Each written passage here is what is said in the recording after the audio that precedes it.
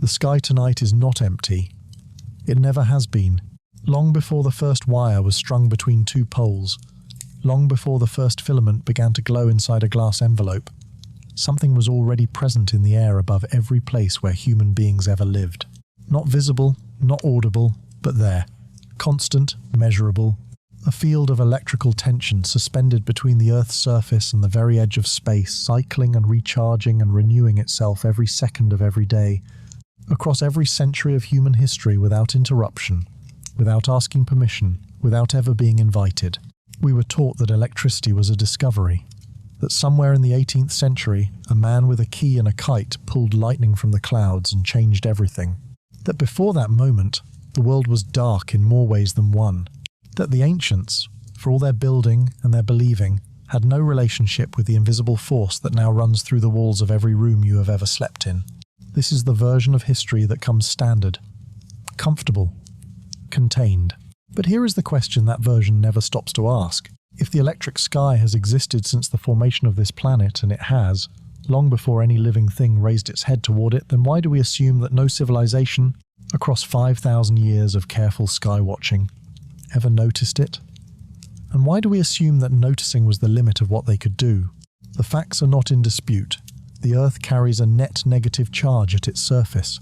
The ionosphere, that layered shell of electrically active particles floating 60 to 1,000 kilometers above the ground, carries the opposite charge. Between these two surfaces, the one you stand on and the one that fades into space, a potential difference of roughly 300,000 volts exists at this very moment. It has existed every morning and every night since before the first pyramid was imagined. It is the voltage gradient that generates lightning, that raises the hair on your neck before a desert storm, that makes the atmosphere above an ancient temple site hum, with an energy that old priests described in words their languages could barely contain. Ancient Egypt sat in the center of one of the most electrically active landscapes on Earth. The Nile Valley lies between geological formations that concentrate telluric current, underground electrical flows moving through the rock the way rivers move through valleys. The atmosphere above that valley sits at the lower edge of the global atmospheric electric circuit, where the potential gradient is steepest and the ground-to-sky voltage difference is most accessible at surface level. The people who built their civilization in that landscape were not wandering. They were paying attention. What if their most enduring creations, the ones we still fly across continents to stare at, were not the expression of a religion we can barely read anymore, but the product of an observation we have never taken seriously enough to test?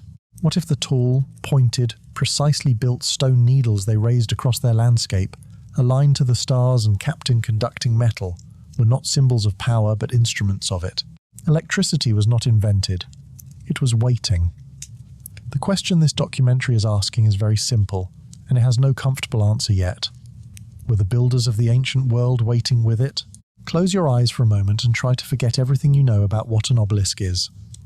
Forget the museum, forget the postcards, forget the word itself. Now imagine you are standing in the eastern desert of Egypt, 3,000 years before the Common Era. The heat is extraordinary. The light is white and featureless. The sky a hard, pale blue that seems to press down on everything beneath it. And then, rising from the flat stone plain in front of you, there is a single shaft of rock. It begins at the ground with a base nearly as wide as a room. It rises, tapering slowly, with four perfectly flat faces meeting at angles so precise that a modern surveyor would struggle to replicate them by hand. At perhaps 25 meters, it narrows into a four-sided pyramid form called the pyramidion, and at its very apex, something glints. A metallic cap, pale gold and silver white, catches the light with an intensity that seems disproportionate to its size. Against the flat stone behind it, it looks like a held flame that cannot be extinguished. Now hold that image and ask the question you were never asked in school. Why this shape? Why not a column which is easier to cut? Why not a stepped pyramid which can be built in sections? Why this single, monolithic form, tapering to a precise point and capped with a specific alloy, quarried from a single location 300 miles away, moved across desert and river by methods still argued about in academic journals today? The historical record is clear on the basic facts. The obelisks of ancient Egypt were carved from single pieces of Aswan granite, not assembled, not pieced together, but cut from the living rock as one unbroken unit. The largest surviving example weighs approximately 450 tons. It is 32 meters tall. It was moved from Karnak to Rome in the 4th century by an emperor who had to build a special ship to carry it. And yet the ancient Egyptians moved dozens of these objects across hundreds of miles of inhospitable terrain, repeatedly, across 3,000 years, with consistency so absolute that it reads less like engineering tradition and more like following a technical specification. Every decision in this process resists a simple decorative explanation. The choice of Aswan granite, specifically not the softer limestone available much closer to the major building sites, was repeated without exception for every important obelisk in the pharaonic tradition. The four-faced taper to a precise pointed apex was maintained without variation. The capping in electrum, a specific alloy rather than pure gold, was standard, and the orientation of each obelisk in relation to the cardinal directions and to specific stellar alignments was deliberate, documented in contemporaneous texts, and consistent across dynasties and centuries and different royal households with entirely different political priorities. That last point deserves attention. The obelisk tradition survived the collapse of the Old Kingdom, the chaos of the intermediate periods, the foreign rule of the Hyksos, and the religious revolution of Akhenaten. Pharaohs who disagreed on everything else agreed on the obelisk's basic design. That kind of consistency, across that span of time, is not cultural inertia. It is the maintenance of a standard. And standards exist for a reason.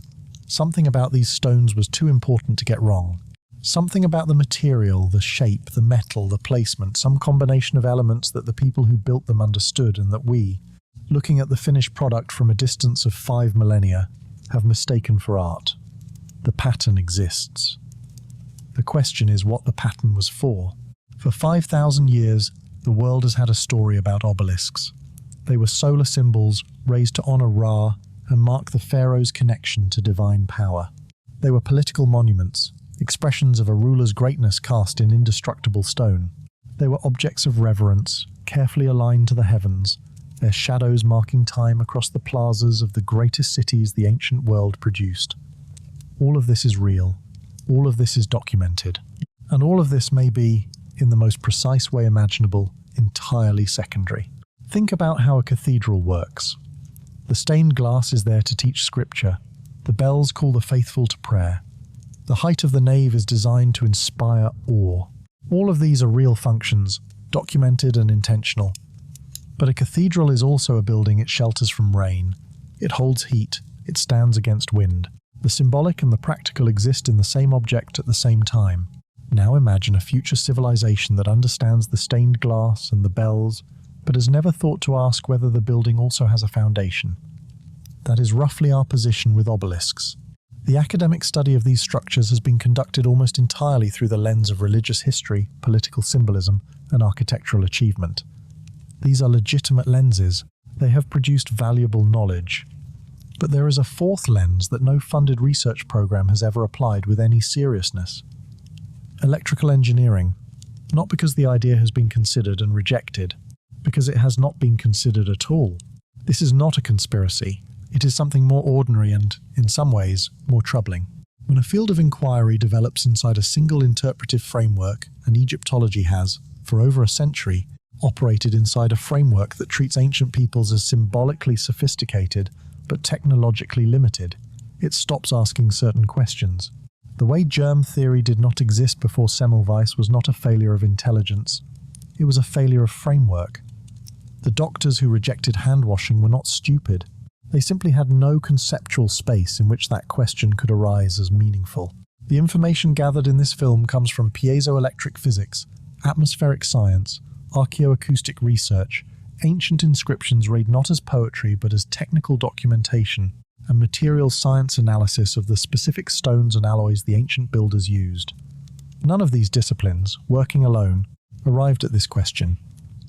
It was only when their findings were placed in proximity to each other, when the physicist's knowledge of quartz was put next to the archaeologist's knowledge of Aswan granite, and next to the inscription scholar's translation of texts describing the obelisk's cap, that the outline of something became visible. An outline that looks, unmistakably, like a machine. The most sophisticated wireless energy system in human history may not have been built in the 20th century. It may have been built in the 25th century before the Common Era. It may be standing in a plaza in Rome right now, stripped of its apex, robbed of its function, admired for its beauty by people who have no idea what they are looking at. That changes tonight. There is a quarry in southern Egypt, near the city of Aswan, where the rock face still bears the marks of ancient hands. Half-finished forms emerge from the living stone like shapes caught mid-dream, and among them, lying as it has for 3,000 years, is the largest obelisk ever attempted in the ancient world. It was never completed. It cracked during cutting, abandoned with the tools metaphorically still in the stone, and now it lies there as the most detailed record we have of how this work was done. Archaeologists call it the unfinished obelisk. What it reveals about the process is extraordinary. But what it tells us about the material, about why this specific quarry was used, over and over, to the exclusion of every other stone source in Egypt, is what this chapter is about. Aswan granite is not ordinary stone. To look at it is to see something that most rock cannot offer, a visible crystalline structure, coarse-grained and sparkling, in which the constituent minerals are large enough to distinguish with the naked eye.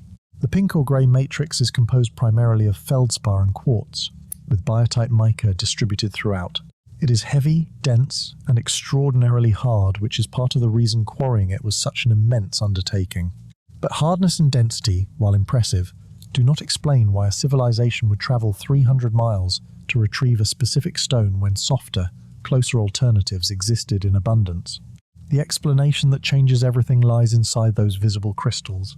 Quartz silicon dioxide, arranged in a precise, repeating geometric lattice, is one of the most electrically interesting materials in nature. Squeeze a quartz crystal and it generates an electrical charge. Stretch it, vibrate it, subject it to any mechanical deformation, and the crystal lattice responds by separating positive and negative charges across its structure, releasing a measurable voltage. This is called piezoelectricity, from the Greek word for pressure. It was formally described by the Curie brothers in 1880. It now runs the timing circuits in your phone, the sonar in submarines, the precision oscillators in aircraft navigation systems, and the ignition mechanisms in gaslighters. It is one of the foundational phenomena in modern applied physics. Aswan granite is, by geological analysis, among the richest naturally occurring sources of piezoelectric quartz on the African continent. This is not an incidental feature. The quartz content of Aswan granite, combined with the specific crystalline alignment patterns formed during its cooling, gives it a piezoelectric sensitivity that exceeds many quarry granites found closer to the Egyptian building centers. When this stone is stressed by heat, by vibration, by the weight of its own mass responding to ground tremors, it does not simply sit there. It responds electrically. Now consider the ancient procurement pattern with that fact in mind. Every significant obelisk in the pharaonic tradition was cut from this specific quarry, not a similar quarry. This one. Sandstone was available nearby, softer, cheaper to cut, used for countless other monumental projects. Limestone was everywhere. Basalt, calcite, quartzite, all present within more accessible distances. The builders chose none of them for their obelisks. They went south, to the most electrically active stone in their known world, and they cut single pieces of it larger than anything else they attempted in stone, and they carried those pieces north to the centers of their civilization. A procurement decision of that consistency, repeated over 30 centuries, is not an accident of aesthetics. When we make that same material choice today, when engineers specify quartz crystal for a device that needs to generate or respond to electrical charge, we call it a specification. We call it engineering.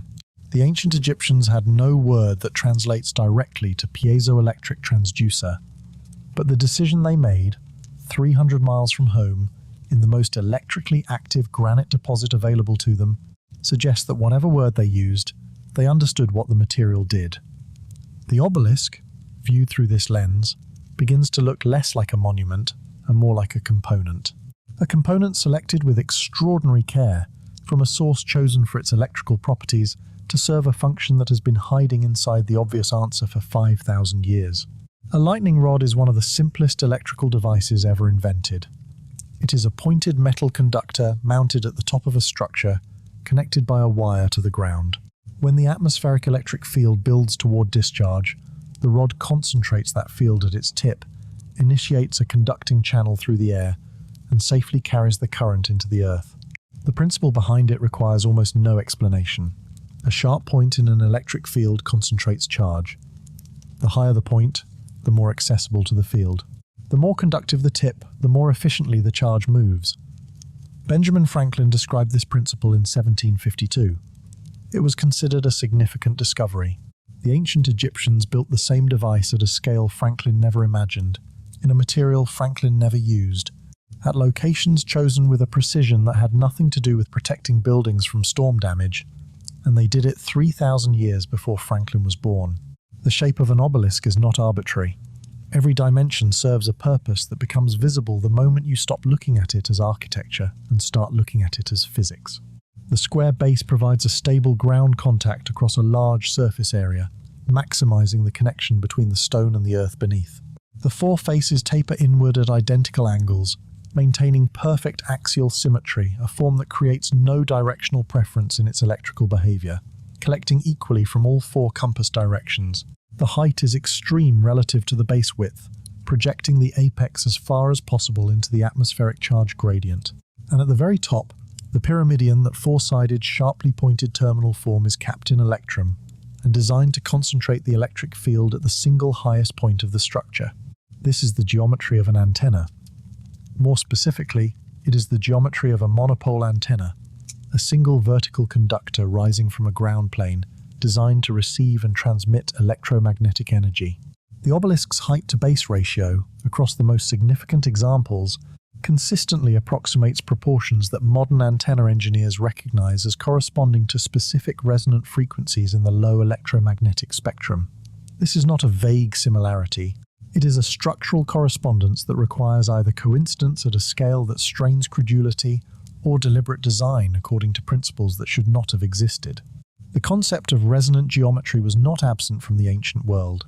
The Egyptians built structures tuned to acoustic frequencies. The King's Chamber in the Great Pyramid produces standing acoustic waves at frequencies with measurable neurological effects, confirmed by multiple independent archaeoacoustic studies. The same stone, Aswan granite, resonates differently from limestone. It rings. It holds vibration. And in its crystalline structure, it converts that vibration into electrical charge.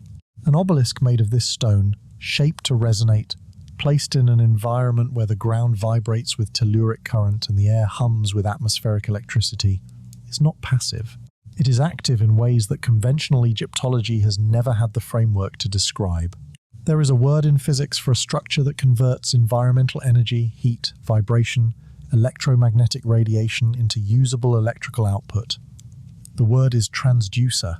The precise taper, the resonant proportions, the symmetrical geometry, the metallic crown, these are not the design choices of someone building a symbol. They are the design choices of someone who understood, at the level of direct engineering intuition, that shape determines electrical behavior, that the geometry of a thing is inseparable from its function, that a tall, pointed, precisely proportioned stone, capped in conductive metal, rising from the most electrically active stone on the continent, is not a monument to the sun, it is a device that works with it. Every morning in the Nile Valley, without fail, the sun rises, and when it does, something happens to a standing obelisk that no tourist brochure has ever described. The eastern face of the stone, struck first by the angled light of dawn, begins to warm. The rock expands not quickly, not dramatically, but measurably, at the crystal lattice level deep inside the stone. The western face, still in shadow, remains cool. For the duration of that morning light differential, the obelisk is under stress. Not violent stress, not cracking stress, but constant, rhythmic, thermal stress. The eastern face pushing outward against the inertia of the cooler interior, the molecular structure of the rock deforming in the way all solid materials deform under asymmetric thermal loading. Inside every crystal of quartz in that warm face, something is happening that the Curie brothers would spend their careers trying to describe. The mechanical deformation of the crystal lattice is separating electrical charge. The positive and negative poles within each quartz grain are being pulled apart by pressure, and where they separate, voltage exists. It is small in any single crystal. Multiply it across every quartz grain in a 300-ton block of Aswan granite.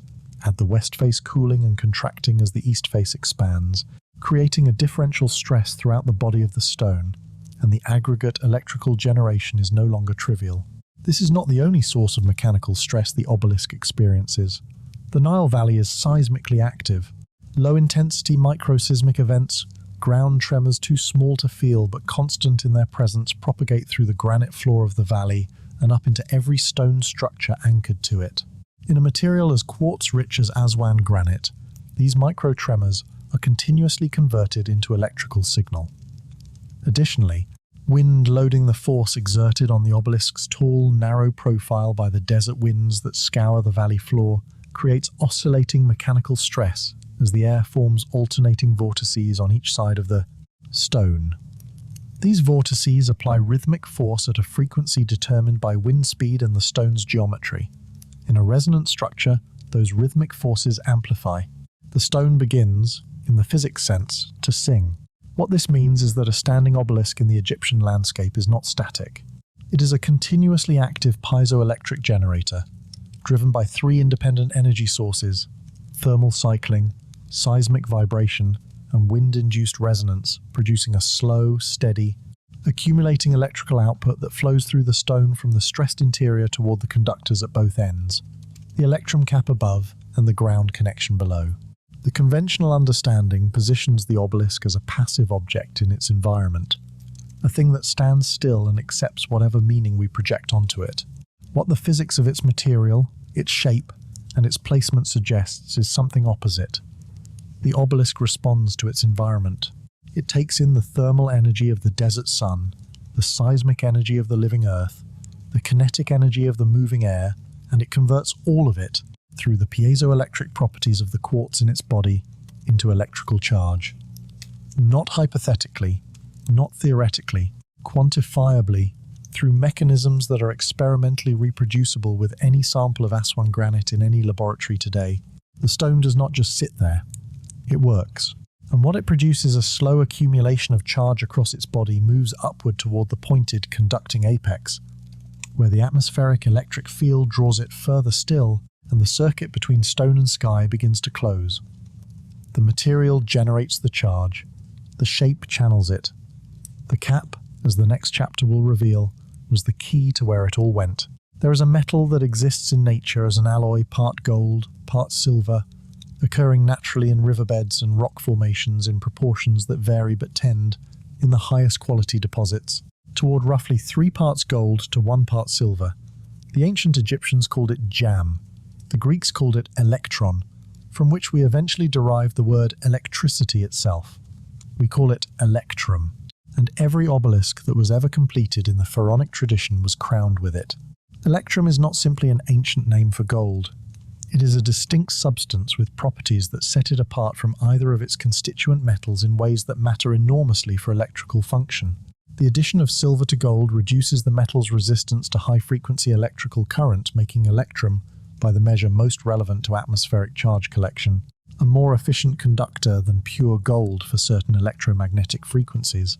The silver content also lowers the threshold for corona discharge, the phenomenon in which a charged conductor surrounded by air begins to ionize that air, creating the cold, luminous glow that mariners have for centuries, called St. Elmo's fire. These are not ancient observations, they are modern laboratory measurements. The fact that they are consistent with the ancient builders' specific material choice is not something that symbolic archaeology has ever been asked to explain. The textual record from ancient Egypt describes the electrum caps of royal obelisks in language that Egyptologists have consistently read as solar metaphor. The translations are real, and the scholarship is genuine. But when you read those translations, knowing what electrum actually does in an atmospheric electric field, the metaphors begin to dissolve, and something more precise appears beneath them. The inscriptions at Karnak, commissioned by Hatshepsut for her pair of obelisks, describe the electrum cap as receiving the power of the sun disk and conveying it downward into the earth. This has been interpreted as a symbolic statement about divine energy flowing through the pharaoh's monument into the soil of Egypt. It is also a technically accurate description of what a charged conducting apex does in an atmospheric electric field. The temple inscriptions at Heliopolis, the ancient city of the sun, now buried beneath a northern suburb of Cairo, which was once the most important obelisk complex in Egypt, describe something more specific still. A series of inscriptions translated in the 19th century uses a phrase for the cap's function that translates not as shining in the simple reflective sense, but as producing a light that arrives from the sky and enters the ground. The distinction matters enormously. Reflected light is passive. Light that arrives from the sky and enters the ground describes a transfer of energy, a directional flow from atmosphere to Earth, mediated by the metallic apex of the stone needle. Then there is a phrase that appears in multiple independent inscriptions from different periods of Egyptian history, applied specifically to the phenomenon observed at functioning obelisks on certain nights and during certain atmospheric conditions.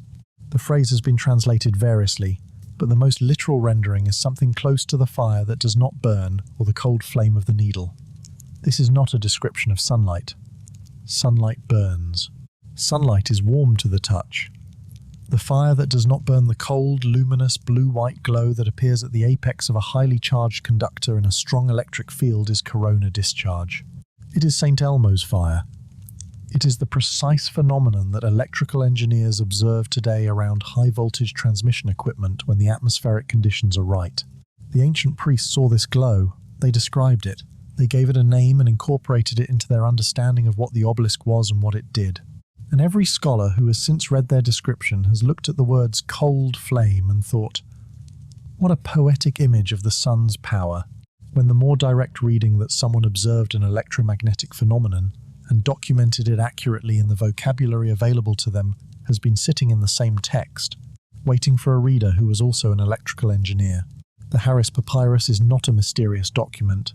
It is the longest surviving papyrus from ancient Egypt, over 40 meters when unrolled, housed today in the British Museum where scholars have studied it for nearly 2 centuries. It records the reign and accomplishments of Ramesses III, and among its contents is a detailed account of a ceremony performed at the completion and capping of a new obelisk.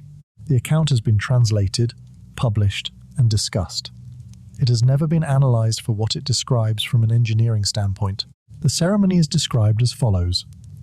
Before the cap was set, the area around the obelisk's base was cleared. The workers involved in the final placement of the electrum cap were replaced by priests. Those priests, the text specifies, conducted their portion of the ceremony from a defined distance from the stone itself. The cap was raised to the apex, not by direct hand contact, but by means of an intermediate material. The text uses a word, sometimes translated as ritual cloth, but more literally rendered as that which does not conduct, or the insulating wrap. Once the cap was in place, the priests completed additional rites from positions that maintained the same minimum distance from the monument. Read as religious ceremony, this passage describes a spiritually charged moment requiring ritual purity. Read as an operational safety protocol. It describes the installation of a high-voltage component on an energized structure, using insulated handling materials and enforced safety distances. The second key text is from the Pyramid Texts, one of the oldest collections of religious writings known to archaeology, dating to the 5th and 6th dynasties. Within this corpus, a passage refers to the pointed stone that speaks to the heavens in a voice that cannot be heard. The conventional reading places this in solar mythology, the obelisk as divine intercessor. The phrase, voice that cannot be heard, in this reading, means the divine communication transcends human perception.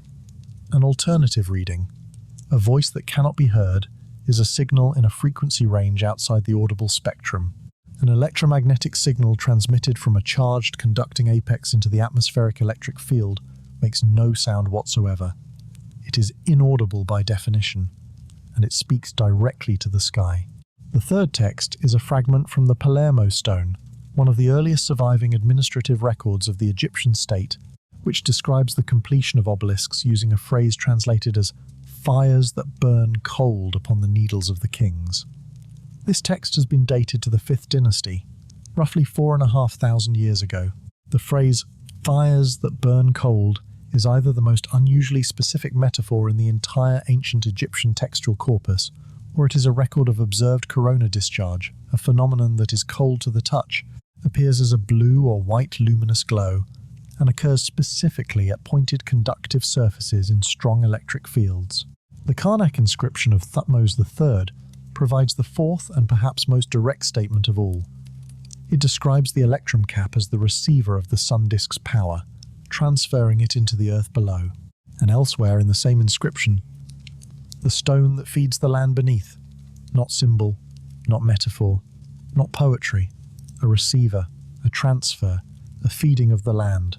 The literal engineering reading of these words is an aerial receiver that captures atmospheric electromagnetic energy and conducts it into the ground.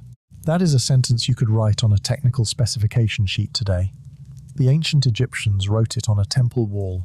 We read it as religion because we had no other category for it.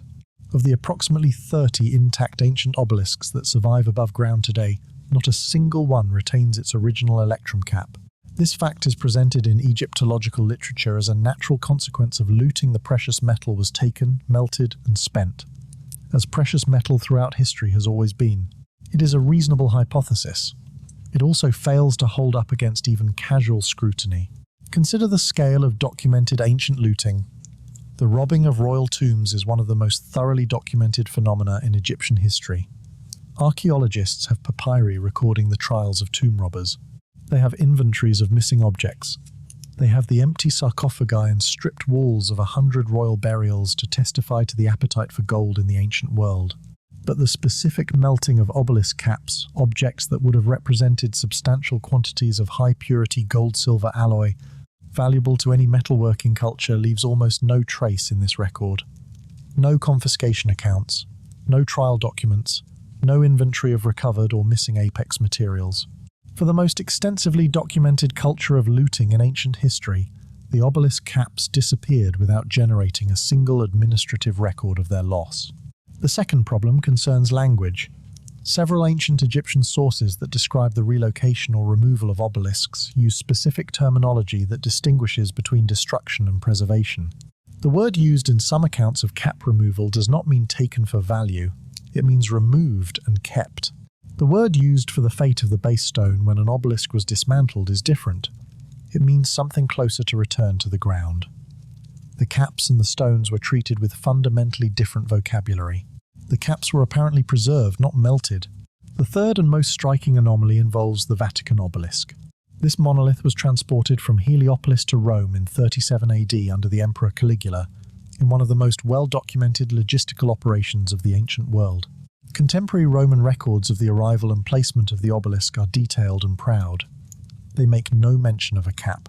Ancient Egyptian records from Heliopolis, however, confirm that the obelisk, one of the oldest in existence, predating the New Kingdom by centuries, possessed its original electrum apex at the time it was selected for removal. Between those two documents, the most conductive component of the device vanished without explanation. What is left, when the looting hypothesis is set aside, is a pattern. Not a single institution can be named as the keeper of these objects, but the pattern itself is documentable. In every case where historical records are detailed enough to track, the apex was separated from the stone before or during transport. In every case, the stone was preserved, moved, displayed, sometimes recarved while the cap disappeared into silence. The thing that was replaceable and heavy was kept. The thing that was small, functional, and made of a conducting alloy was removed first. This is the behavior of people who understood which part of the device mattered. Not which part was most expensive in weight of metal gold has been left behind in many looted monuments. The part that was always, without exception, taken first, taken separately, and kept without record that was the apex. The crown, the component that, in the electrical hypothesis, is the entire point of the system. Every obelisk still standing today is, by this reading, incomplete, not damaged, not looted in the ordinary sense, deliberately disarmed, and whatever removed those caps knew exactly what it was doing. The mainstream account of obelisk construction is not a myth. It is grounded in physical evidence, administrative records, and careful archaeological observation, and it deserves to be treated as the serious scholarship it is before any question is raised against it. So let us lay it out precisely. Ancient Egyptian obelisks were quarried at Aswan, using tools made primarily from dolerite, a rock harder than granite which were used to pound the stone away from the surrounding matrix through sustained percussive force. Experimental archaeology has confirmed that this method works, and the tool marks visible on the unfinished obelisk are consistent with this technique. Once freed from the quarry floor, the monolith was presumably moved to the Nile bank on sledges and rollers, loaded onto specially constructed barges during the annual flood, floated north to its destination, and raised to vertical using a combination of earthen ramps, levers, and organized labor. Administrative papyri from several periods record the logistics of this work. The organization required was extraordinary. The ancient Egyptians were clearly capable of it. This is the account. Now notice where it falters. The unfinished obelisk at Aswan, the same object that provides the evidence for dolerite pounding, also contains features that this technique does not cleanly explain. Along certain sections of the obelisk's surface, researchers have documented drill-like depressions and channels that correspond more closely to the marks left by a rotary drilling tool than to the irregular impact patterns of a handheld pounding stone. The depth and regularity of these features have been noted by stone-cutting professionals who, when shown photographs without context, have identified them as consistent with mechanically aided cutting. This does not mean the ancient Egyptians had electric drills. It means the standard explanation does not account for all the evidence at the primary site used to demonstrate that explanation. The second anomaly is the matter of surface tolerance. The surviving obelisks, measured with modern instruments, have faces that are flat to extraordinary precision across their full lengths. The Lateran obelisk, over 30 meters tall, maintains its flat faces with a deviation of only a fraction of a millimeter per meter. This is a level of precision that working stonemasons, using the most advanced hand tools available today, identify as extremely difficult to achieve even on a small panel, let alone a 30-meter monolith. The standard explanation appeals to the skill and organization of Egyptian craftsmen. This explanation is not wrong exactly, but it describes a level of capability at the extreme edge of what any known manual tool technology can accomplish. The third anomaly is the one that cannot be resolved by better technique. If the obelisk were a solar symbol or a royal monument, any stone would serve. Softer limestone would have been easier to cut and polish. It was used for everything else. Quartzite was available at locations far closer to the northern building sites.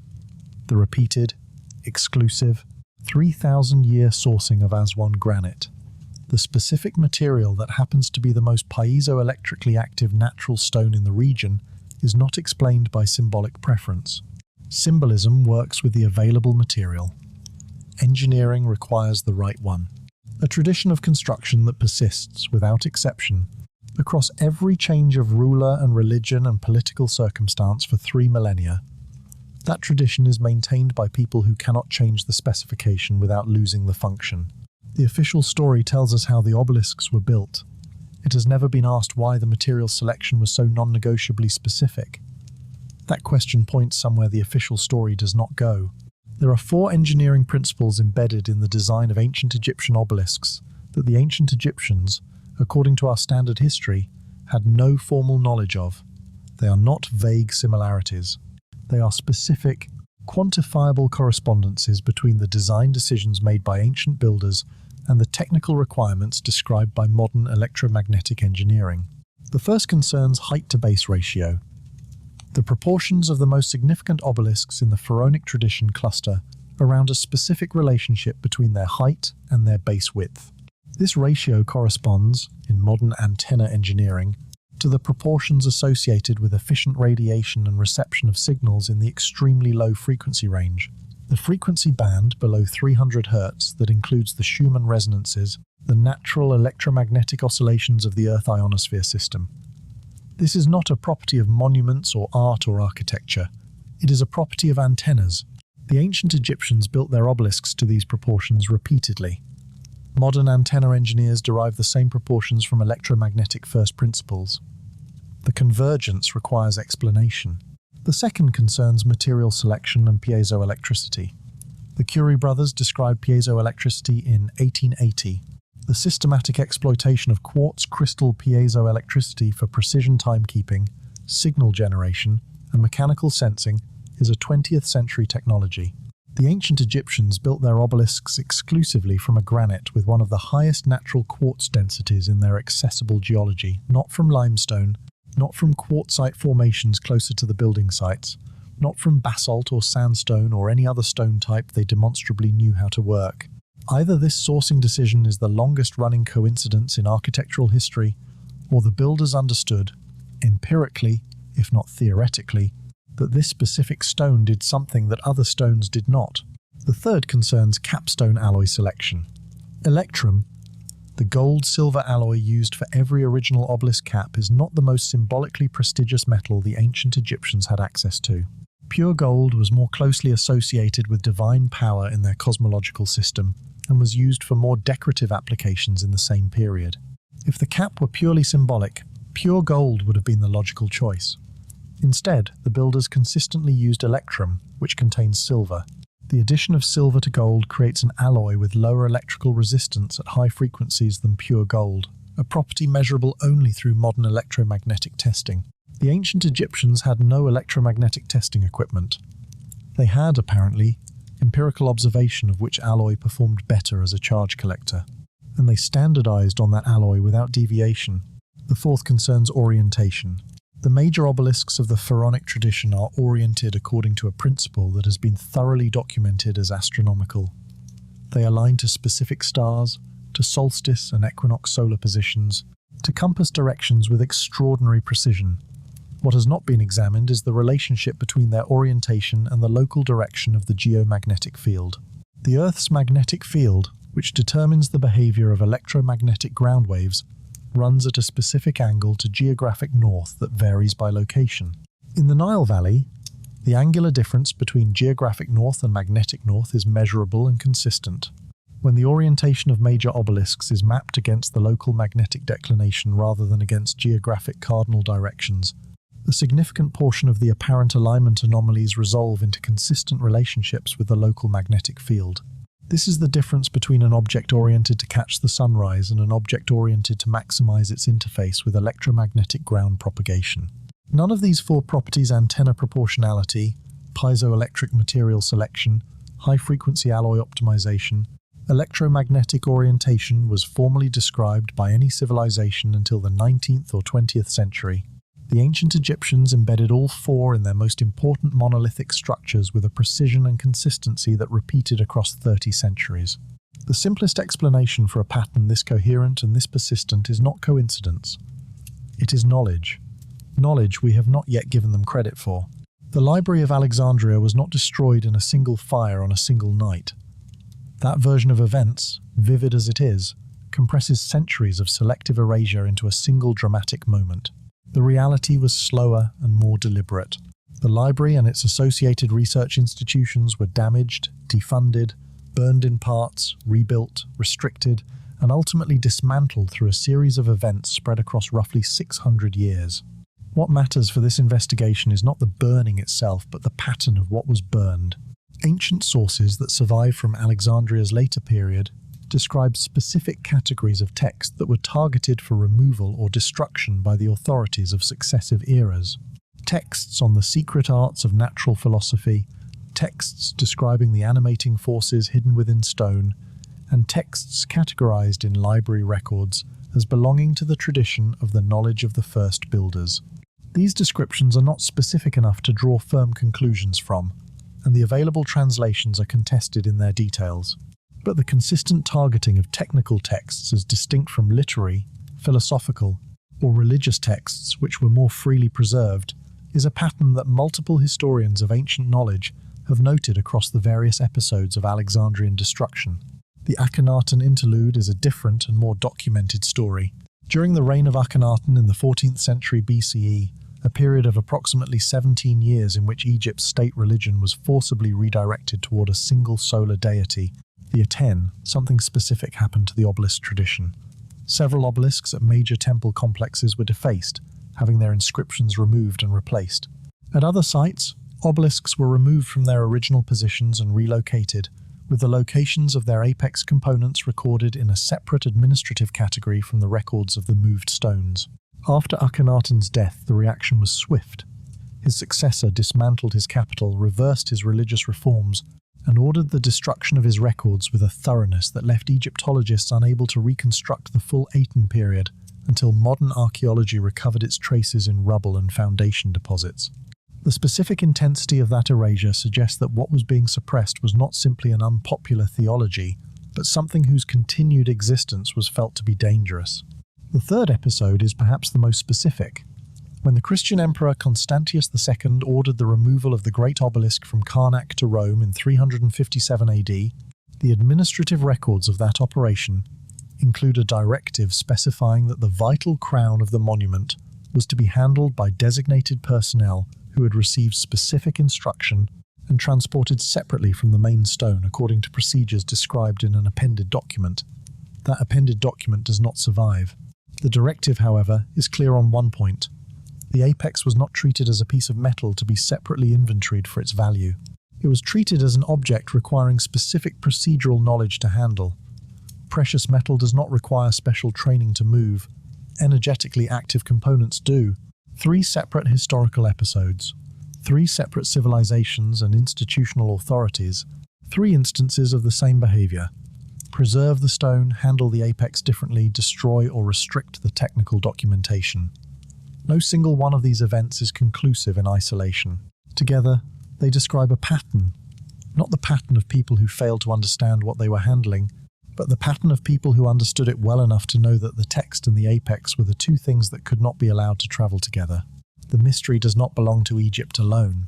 This is the point at which the familiar becomes strange in a different way, not the strangeness of finding new meaning in a known object, but the deeper strangeness of realizing that the known object was never unique.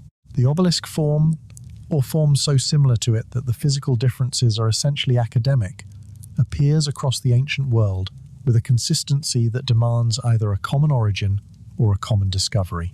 The academic preference has generally been for diffusion, the idea that the Egyptian tradition spread outward through cultural contact. But the evidence for that explanation grows thinner with each culture it is asked to account for. In the highlands of Ethiopia, the kingdom of Aksum raised monolithic stone towers that are, by any reasonable structural definition, obelisks. The Aksum stelae, over 100 of them, cut from single pieces of granite, tapered to a pointed form at the apex, rising to heights comparable to the Egyptian examples, were constructed by a civilization that had contact with Egypt through trade, but developed its own independent architectural tradition. The largest standing example is 24 meters tall and was cut from a single stone. The material is granite. The apex terminates in a pointed or curved conductor at the highest point of the structure. The placement follows a pattern of geographic positioning that, when mapped against the local geology, corresponds to zones of elevated telluric current. In Brittany in northwestern France, the Karnak stones and the isolated menhirs, some of them 8 meters tall, cut from local granite, placed without mortar in the living ground, do not look like Egyptian obelisks on the surface. But their material, their placement logic, and their geographic distribution follow patterns that become difficult to dismiss once the electrical hypothesis is in view. The Breton granite is quartz-rich. The placement sites correspond to documented magnetic anomalies in the local bedrock. The tallest examples are oriented along axes that have no obvious astronomical explanation, but correspond to local telluric current pathways. The builders of Karnak had no known contact with Egypt. They built structures with the same material logic 800 kilometers away. In India, the Shivalinga pillars that stand at the centers of tens of thousands of Hindu temple complexes are, in their oldest forms, single monolithic columns of stone rising to a pointed or rounded terminal. The texts associated with this tradition describe the pillar as a channel between earth and sky, the axis mundi of each temple, and specify that certain stones should be used for its construction, with granite and quartz-bearing stones given specific spiritual priority. The most ancient Shivalinga forms are not symbolic abstractions. They are stones, specifically selected stones, raised vertically at locations described in Sanskrit texts as possessing Shakti, a word translated as divine energy, but whose original context is consistently associated with electromagnetic phenomena, including lightning, ground vibration, and spontaneous luminescence. In Lebanon, the monolithic stones at Baalbek present a different kind of correspondence. The 3 stones in the trilithon wall, each weighing over 800 tons, moved from a quarry 2 kilometers distant by methods that remain entirely unexplained, are not obelisks. But they are precisely placed in a geometric relationship to a series of vertical stone columns whose orientation and proportions correspond, when analyzed by the same antenna proportion framework applied to Egyptian obelisks, to the same electromagnetic frequency range. Different form, different culture, different millennium, same underlying geometry. The pattern across these four examples, Ethiopia, France, India, Lebanon, is not cultural borrowing. The timelines do not support it. The geographic distances do not support it. What the pattern supports is something stranger and more profound. The independent discovery, by multiple cultures with sustained access to the same electrically active natural environment, of the same fundamental fact, that certain stones, in certain shapes, in certain places, do something with the energy in the earth and the sky, that the discovery was available to anyone who watched carefully enough, and that apparently several different peoples, in several different places, watched carefully enough. Alfred Watkins was a Herefordshire businessman who, in 1921, proposed that ancient sacred sites across Britain were connected by straight lines, cutting across the landscape with geometric precision. He called them ley lines. The idea was greeted by mainstream archaeology with the skepticism it partly deserved. Watkins had limited statistical methodology and an enthusiasm that ran somewhat ahead of the evidence. What followed was a period of popular speculation that did genuine damage to the underlying observation, accumulating layers of mystical interpretation over what was, at its core, a simple geometric claim. Ancient monuments are not randomly distributed. That core claim, when subjected to proper statistical analysis by rigorous archaeologists in the latter half of the 20th century, turns out to be correct. Ancient monuments are not randomly distributed. Multiple peer-reviewed studies have confirmed statistically non-random alignment and clustering patterns at ancient sacred sites, without offering a consensus explanation for why those patterns exist. The ley line tradition reached for a mystical answer and was dismissed. The academic tradition found the same alignment data and developed no answer at all. Neither position has served the evidence well. Now consider telluric currents. These are measurable, mapped, scientifically documented flows of low-frequency electrical current that move through the Earth's crust along pathways determined by the conductivity of the underlying rock. They are generated primarily by the interaction of the solar wind with the Earth's magnetic field, and secondarily by the same thunderstorm activity that maintains the atmospheric electric circuit. They flow continuously, vary with the sun's activity and the time of day, and concentrate in zones where the rock conductivity is highest, typically along fault lines, mineral deposits, and boundaries between different geological formations. The paths of major telluric currents in Europe, North Africa, and the Near East have been mapped by geophysicists, primarily for their effects on electrical infrastructure, including pipelines and buried cables that they can corrode and damage. These maps exist. They are not archaeological documents. When the locations of major ancient monumental sites, standing stones, obelisk complexes, stone circles, sacred mountains are overlaid on published telluric current maps, the correspondence is remarkable. The monuments cluster along zones of highest telluric current intensity and along the boundaries between geological formations of differing conductivity, which are precisely the locations where telluric current flow is most concentrated and most accessible at the ground surface. This correspondence has been noted by several independent researchers across different disciplines, and it has consistently failed to attract serious academic investigation.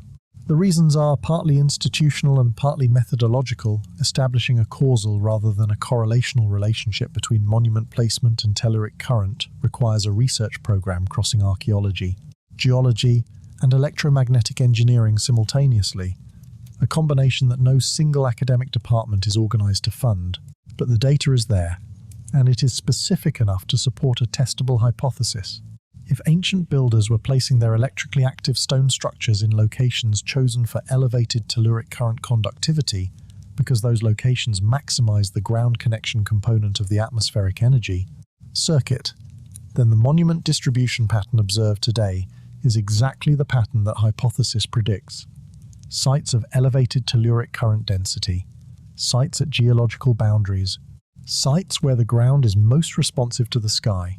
And at those sites, the same objects appear: tall, pointed stones made of quartz-rich material, oriented with precision, and in their original states, capped with conducting metal. The Earth's own electrical geography was, perhaps, the map that the ancient builders were reading. In 1836, the French government completed one of the most complex logistical operations in the history of Egyptology: the removal of the Western obelisk from the temple complex at Luxor and its transportation to Paris. where it now stands at the centre of the Place de la Concorde. The operation took 4 years from negotiation to installation. It required a purpose-built ship, an elaborate system of hydraulic machinery, and the engineering genius of a French naval lieutenant who designed the entire procedure from scratch. The obelisk arrived in Paris intact. Its electrum cap had not travelled with it. The cap had been absent from the monument for centuries before the French arrived. What is less widely known and considerably more suggestive is what happened at the Luxor site after the obelisk was removed. A series of records from the local Egyptian temple administration of the period describes the site in the years following the removal, using language that translates as the place where the voices stopped, or the silent pillar site. This language appears 3 times across different administrative records spanning approximately a decade after the removal. It has been attributed by the scholars who have noted it to poetic mourning for the loss of a great monument. But the specific phrasing, not the place where the stone was taken, but the place where the voices stopped, uses a technical rather than an emotional register. In ancient Egyptian administrative language, the word translated as voice in this context is the same word used to describe the function of a working obelisk in the temple technical texts, not its ceremonial role, but its active process. The ancient Egyptians had a ritual for this moment, documented in several administrative records from periods when obelisks were relocated within Egypt. There was a formal ceremony called, in rough translation, the closing of the current or the extinguishing of the circuit. This ceremony was performed at the original site of a removed obelisk, not at the new site. It involves specific actions at the base of the former monument at the ground connection, not at the absent apex, suggesting that the concern was with what remained behind rather than what had been taken away. A ceremony whose purpose is to formally close an electrical circuit at the point of ground connection makes no sense for a purely symbolic monument. It makes complete sense for a device that has been partially disassembled. More measurable still are the electrical anomaly reports from modern survey work at several obelisk sites. 2 separate geophysical surveys conducted at Egyptian temple sites in the 1990s as part of ground-penetrating radar programs aimed at identifying buried structures noted in passing that the obelisk bases showed anomalous conductivity readings in the surrounding soil specifically, readings consistent with a ground conditioned over centuries by a consistently passing electrical current. These notes appear in the survey appendices rather than the main analysis, because the researchers' mandate was to look for buried walls and chambers, not to analyse the electrical history of standing monuments. But the readings are there, in the published data, and they are consistent with exactly what the obelisk as electrical generator hypothesis would predict. Soil conditioned by sustained, low-level current flow into the ground over a period of centuries. The stones were not simply placed, they were working. And when they were taken from their sites, moved to foreign capitals, stripped of their caps, disconnected from the ground connections that had been prepared for them, something at those sites went quiet. Something that the people who maintained those sites noticed, documented in their administrative language, and formally marked with a ceremony of closure. They were turning off the machine, and they knew exactly what they were doing. In the summer of 1899, on a hill above the north shore of Long Island, Nikola Tesla began writing the detailed specifications for a structure unlike anything the modern world had yet attempted. He called it a magnifying transmitter. The press called it a tower. History calls it Wardenclyffe. And whatever name it carries, it was in its architectural concept, its material composition, its functional principle, and its site placement logic, the closest thing the 20th century ever produced to an ancient Egyptian obelisk. Tesla's stated objective was not small. He wanted to transmit electrical power through the Earth and its surrounding atmosphere without wires, making energy as free and accessible as sunlight available to anyone anywhere on the planet who had a properly tuned receiver. The principle he proposed exploiting was the potential difference between the Earth's surface and the ionosphere, the same 300,000-volt gradient that had been pressing down on the heads of every human being who had ever walked outdoors. His device would tap into this gradient, use the Earth itself as a transmission medium, and allow receivers at any location to draw current from the circuit he completed. The structural specification of Wardenclyffe reflects this function in every detail. The tower rose approximately 57 meters from its foundation, not a round number chosen for impressiveness, but a specific height designed to project the conducting apex into a desired position within the atmospheric charge gradient. The apex was a copper-clad wooden dome, Hemispherical rather than pyramidal, but serving the same field-concentrating function at the top of a tall conducting structure, gathering atmospheric charge and channeling it into the structure below. The base connected to the ground through a system of tunnels sunk 16 meters into the earth, with conducting material distributed at depth to maximize the ground contact. And the tower's resonant dimensions were calibrated by Tesla to match specific frequencies in the electromagnetic spectrum. Compare this, feature by feature, to the Egyptian obelisk, a tall structure rising from a deep ground connection identical in principle, an apex designed to concentrate atmospheric charge functionally identical, a ground foundation prepared with conducting material identical in engineering logic, resonant dimensions calibrated to electromagnetic frequencies identical in design philosophy. A site chosen for its geological conductivity, Tesla placed Wardenclyffe on Long Island because the local geological conditions maximize the conductivity of the ground connection. The ancient builders placed their obelisks at telluric current foci for the same reason. The selection logic was identical across 5,000 years. The parallel extends further. During the period when Wardenclyffe was under construction, Tesla was a regular visitor to the Metropolitan Museum of Art in New York. The museum's collection included one of the two Egyptian obelisks known as Cleopatra's Needle of Thutmose III obelisk, moved from Alexandria to Central Park in 1880, standing without its original electrum cap, 120 meters from the museum's eastern entrance. Tesla's visits are documented in his personal diaries and in the memoirs of museum staff who knew him. He is not recorded as having said anything specific about the obelisk during these visits. He also returned to it repeatedly. Across the precise years, he was building the device that would attempt to do what it may have once done. One more structural detail is worth noting. The original design specifications for Wardenclyffe included a resonant coiling element wound around the base of the tower that Tesla described as necessary for coupling the tower to the Earth's natural electromagnetic frequencies. The Schumann resonances, the natural oscillations of the Earth ionosphere cavity at 7.83 Hz, and its harmonics were not formally described until 1952. Tesla was designing for them in 1901. The ancient Egyptians, working in a material that resonates naturally, at a height calibrated to the same electromagnetic geometry, he may have been working with the same frequencies 3,000 years before either of them committed it to paper. Among the tens of thousands of documents that Nikola Tesla produced across his lifetime, letters, notebooks, patent filings, published articles, interview transcripts, a particular category has received careful attention from historians of technology: the personal correspondence of his productive middle years, when Wardenclyffe was under construction, and his relationship with his principal funder, J.P. Morgan, was beginning to fracture. Within that correspondence, filed in the Tesla collection at Columbia University's Rare Book and Manuscript Library, there is a letter dated to the spring of 1901, addressed to Tesla's trusted assistant, George Scherf. The letter is primarily concerned with construction, logistics, equipment, orders, site progress, staffing matters. Toward its end, in a passage that scholars have noted for its information about Tesla's relationship with Morgan, there is a paragraph that has received almost no analytical attention.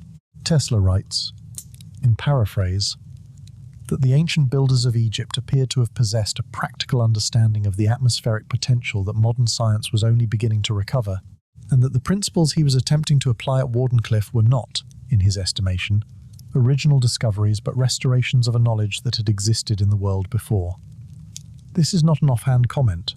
Tesla was not a man who wrote carelessly, and a formal letter to a professional associate is not the place for unfounded speculation. He was reporting, in the language of a working engineer, a conclusion he had reached, that what he was building had been built before. A second document exists. In 1917, the year after the Wardenclyffe Tower was demolished, torn down for wartime scrap metal, under orders that Tesla believed were pretext rather than necessity. Tesla's laboratory notebooks contain an entry that includes a rough sketch of a tall, four-sided tapered structure rising to a pointed apex, annotated with calculations for atmospheric charge collection efficiency. The sketch is not a memory of Wardenclyffe. It is not the profile of the cylindrical tower he actually built. The sketch is, by any visual reckoning, an obelisk, a four-faced tapered monolith proportioned to the ratios Tesla had spent decades calculating, with notations around the apex pertaining to corona discharge characteristics. He drew the ancient form and ran modern calculations on it. The intellectual climate of Tesla's era makes this less surprising than it initially appears. The late 19th century saw an unusual convergence of scientific and archaeological interest in the possibility of ancient technical knowledge. The Baghdad battery, an ancient Parthian artifact that functions as a simple electrochemical cell, was in European museum collections by the turn of the century, and the question of ancient electricity was, by 1900, a live topic in the intellectual culture Tesla inhabited.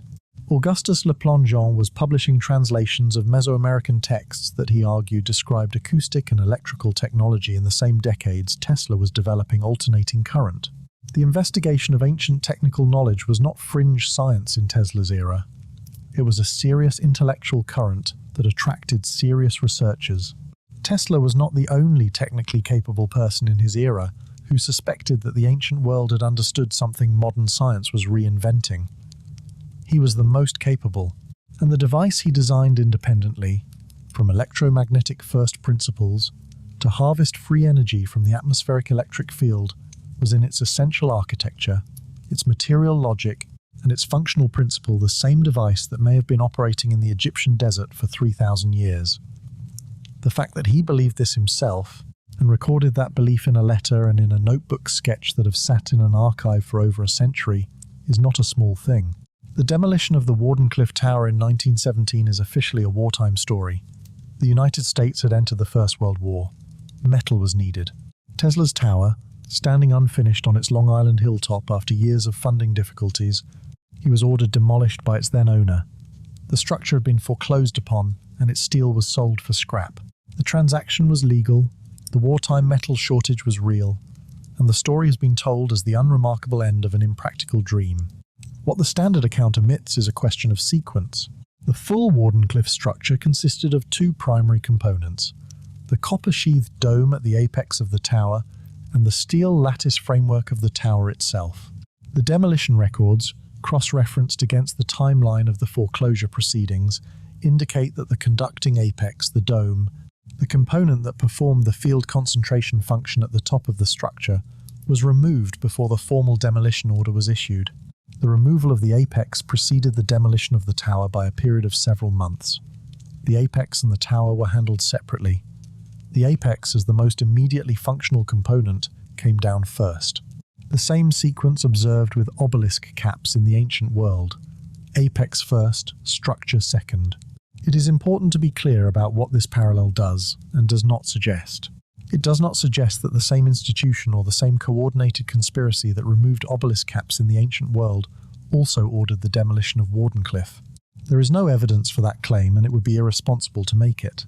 What it suggests is something more general and more troubling: that the economic and institutional logic that leads to the suppression of free energy technology produces, across different eras and different contexts, the same behavioral pattern.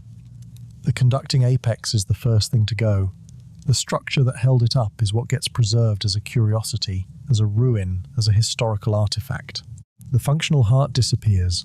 J.P. Morgan's withdrawal of funding from Wardenclyffe in 1903 is well documented, and its economic logic is well understood. Morgan controlled significant interests in electrical utilities and copper wire manufacturing. A wireless power transmission system that anyone could tap into freely would have destroyed the revenue model on which those interests depended. Morgan did not need to understand the ancient history of obelisks to recognize this problem.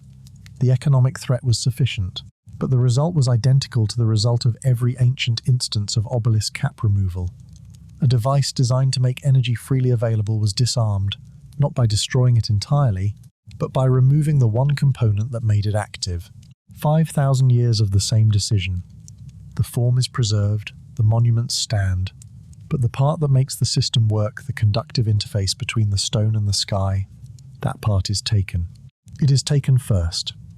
It is taken specifically, and the record of what it did is managed with care.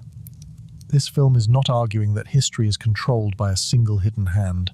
It is arguing something more observable, that energy systems which cannot be metered generate institutional resistance, and that this resistance produces predictable suppression events whose signature is the removal of the apex. Tesla rediscovered the mechanism and was financially disarmed within 2 years. The ancient Egyptians maintained theirs for 3,000 years before it was systematically dismantled. The sky above the desert is still charged. The stones are still standing. What exactly is the atmospheric battery, and how does it actually work? Somewhere above your head right now, at an altitude of roughly 60 kilometers, the sun's radiation is stripping electrons from the molecules of the upper atmosphere, creating a conducting shell of ionized gas that wraps the entire Earth. It is called the ionosphere, and it has been there, performing this function, for as long as the sun has been shining and the Earth has had an atmosphere. Below it, at the surface you stand on, the Earth holds a corresponding negative charge, the residual product of 4 billion years of lightning strikes and atmospheric electrical exchange. Between these two conducting shells, a tension exists at all times. The voltage difference between your feet and the upper ionosphere is approximately 300,000 volts. The voltage difference between your feet and the air just 1 kilometer above your head is approximately 100,000 volts.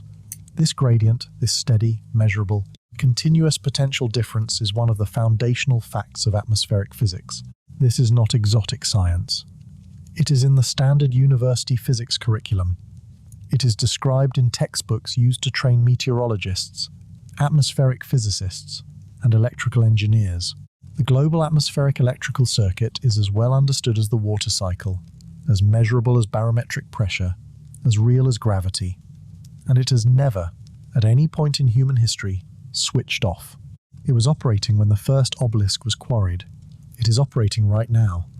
The question of whether the ancient builders understood it in these precise terms is ultimately secondary. The more fundamental question is simpler: whether they could observe it, interact with it, and exploit it, regardless of the vocabulary they used to describe it. The electric field gradient at the Earth's surface averages approximately 100 volts per meter, meaning that a conducting rod, just 1 meter tall, placed in good contact with the ground, experiences a potential difference of 100 volts between its base and its top. A 30-meter obelisk, fully conducting, experiences a potential difference of 3,000 volts between base and apex. This is, by any reasonable definition, an electrical energy source. Not a large one by modern power standards, but continuous, passive, and inexhaustible, driven entirely by the uninterrupted operation of the global atmospheric electrical circuit. There is something else. The global atmospheric electrical circuit is not static. It is maintained by approximately 2,000 thunderstorm cells operating simultaneously across the planet at any given moment, each one acting as a kind of electrical pump that recharges the Earth ionosphere capacitor. The energy cycling through this circuit at any instant is approximately 1 gigawatt, comparable to the output of a large nuclear power station. This is the continuous background against which all atmospheric electrical measurements are made, and it represents a resource of extraordinary scale that modern civilization has, for reasons worth examining, declined to develop. Then there are the Schumann resonances. When the physicist W.O. Schumann proposed their existence in 1952, he was describing something that had been present in the electromagnetic environment of the planet since its atmosphere formed. Standing electromagnetic waves in the cavity between the Earth's surface and the ionosphere, oscillating at specific frequencies determined by the circumference of the Earth and the speed of light. The fundamental frequency is approximately 7.83 Hz.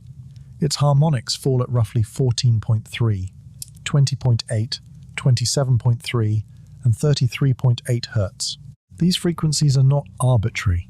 They correspond, in neurological research, to the dominant frequency ranges of the human brain in its most receptive and meditative states. They are the resonant frequencies of the electromagnetic environment in which every human brain evolved. The ancient builders who constructed temple complexes and obelisk sites at locations of intensified Schumann resonance and archaeoacoustic research has identified multiple such sites may have been working with a biological effect, as well as a physical one. The atmospheric battery has been running the whole time. The energy is there, the resonances are there, the gradient is there. What the ancient builders may have added to this system was a device tall, pointed, conducting, precisely grounded that completed the circuit and made the invisible available. A circuit requires a source, a conductor, and a ground. In the atmospheric electrical system, the source is the Earth ionosphere potential difference.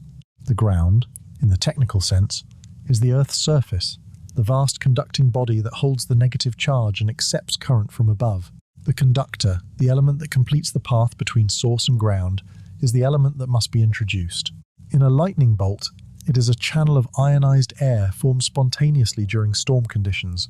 In a properly designed obelisk, it may have been the stone itself, and the circuit it completed may have been far more controlled than lightning and far more continuous. Begin at the apex.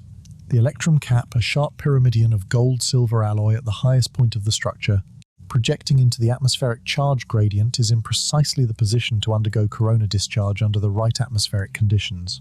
Corona discharge begins when the electric field at a pointed conductor's surface exceeds the breakdown threshold of the surrounding air, typically around 3 million volts per meter at standard atmospheric pressure. In the lower than standard air pressure of the desert plateau, and in the dry, low humidity conditions of the Nile Valley, this threshold is somewhat reduced. The corona that forms at the apex is not a destructive spark. It is a controlled, continuous release of charge, the cold, luminous glow documented in ancient texts as the cold flame of the needle. It ionizes a small volume of air around the tip, creating a conductive path between the cap and the surrounding atmosphere. That charge enters the electrum cap and moves into the granite body of the obelisk. Within the granite, the quartz-rich crystal matrix conducts the charge through the stone, while simultaneously the mechanical stresses of thermal cycling and ground vibration generate additional piezoelectric charge within the crystal lattice. Adding the stone's own production to the atmospheric charge, it is receiving. The current that flows downward through the stone body is therefore a combination of two sources: atmospheric collection at the apex and piezoelectric generation within the mass of the stone itself. Together, they move toward the base. At the base, the ground connection is the critical element, and this is where archaeological evidence becomes directly relevant. Excavations at the bases of several ancient Egyptian obelisks have revealed foundation materials that are not simply structural. At the base of the Luxor obelisk, excavations identified layers of compacted silica-rich sand beneath the primary stone foundation blocks. Silica is electrically relevant. It is the same material used in modern ground rods and soil amendments for improving electrical grounding.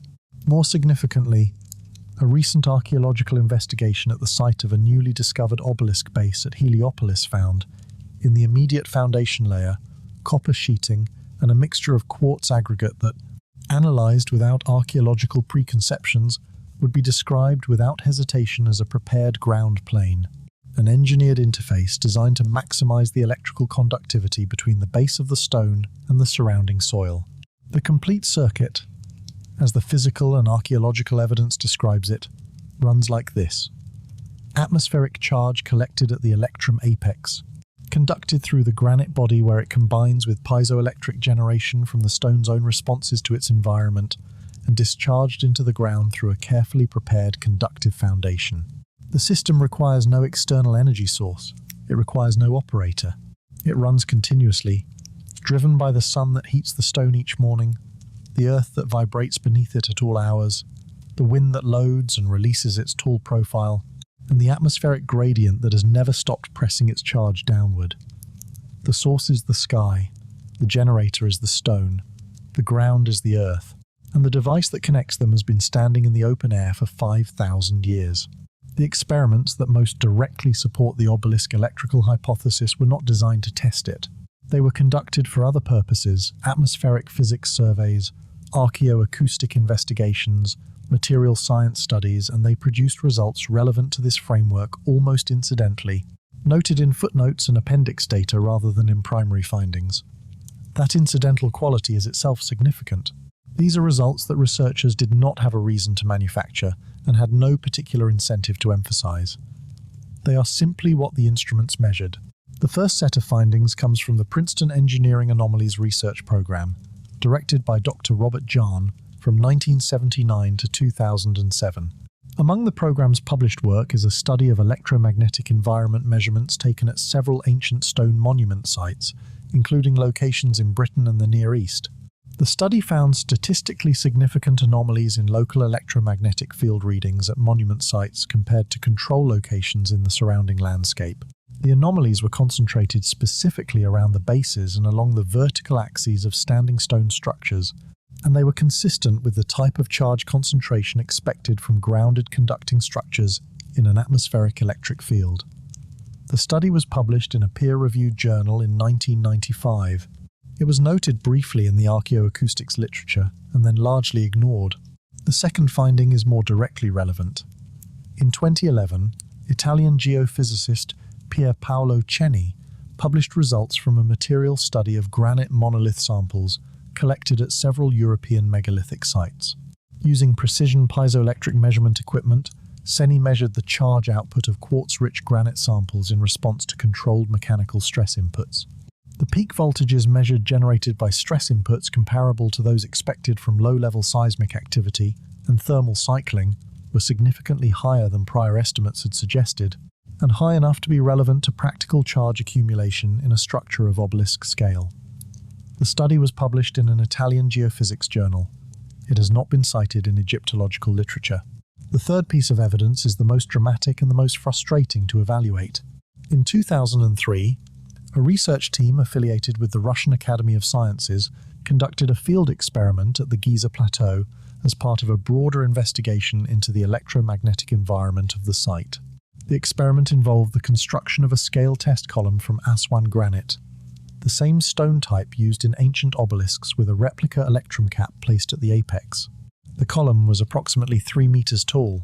Atmospheric electric field measurements were taken before and after the installation of the cap, and corona discharge observations were recorded over a period of 12 hours, including a partial storm event. The report states that measurable corona discharge was observed at the apex of the test column within the first hour of full atmospheric exposure.